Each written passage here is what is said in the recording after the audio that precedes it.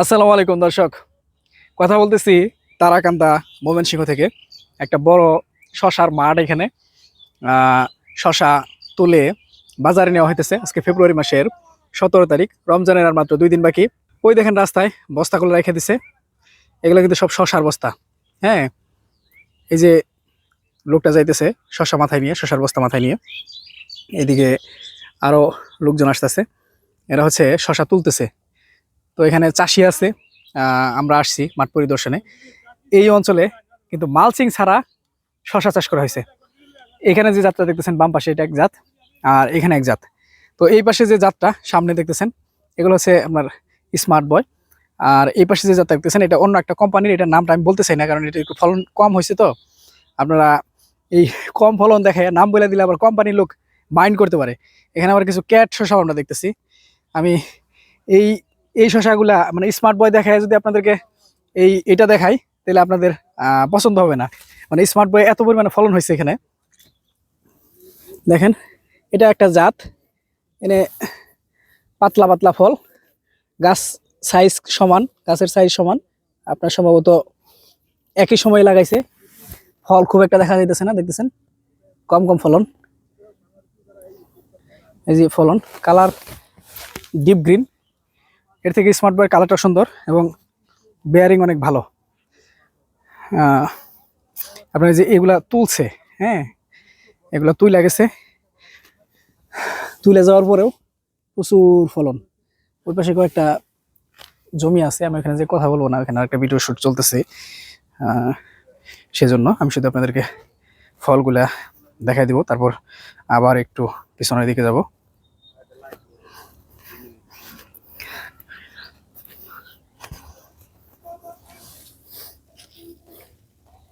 দেখেন এখানে ফলের অবস্থা।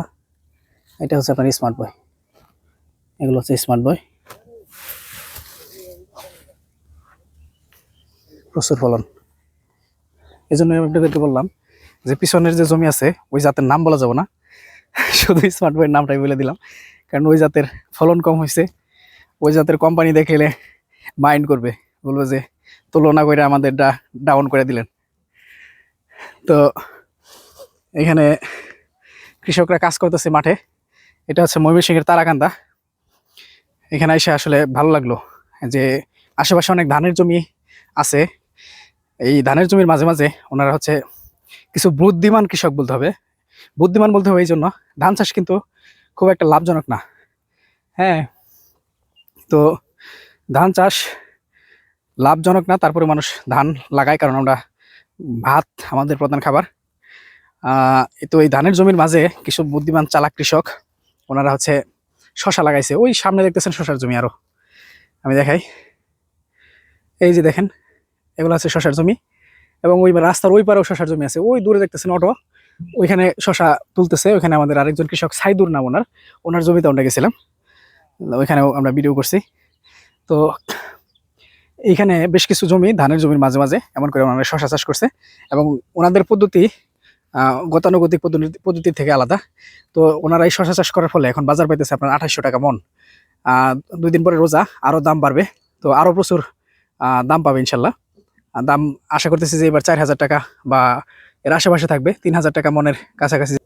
মনের 3000 টাকার উপরে থাকবে আর কি, 4000 টাকার কাছাকাছি যাবে। তো আপনার এই যে যে জমিগুলো চাষ করছে, একজন 20 শতাংশ জমি থেকে একদিনে আপনার 19 শতাংশ জমি থেকে একদিনে 20 মনের মতো তুলছে। তো সে হিসাব অনুযায়ী সেখানে প্রায় 45-46 হাজার টাকার শশা বিক্রি করবে। তো এরকম 3-4 বার শশা তুলা বিক্রি করলে দেখা যাবে যে 2-2.5 লাখ টাকা আপনার হয়ে যাবে। তো 3-4 বার শশা হারভেস্ট করলে আপনার 2-2.5 লাখ টাকা হয়ে যাবে। কিন্তু আপনার এই ধানে 20 শতাংশ জায়গা থেকে আপনি খুব বেশি হইলে 20 মন ধান পাইলেন।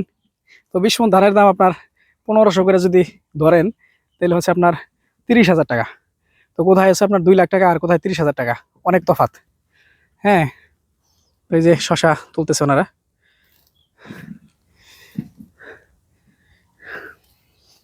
ভাই, শশার ফলন কেমন হয়েছে? মোটামুটি ভালোই না?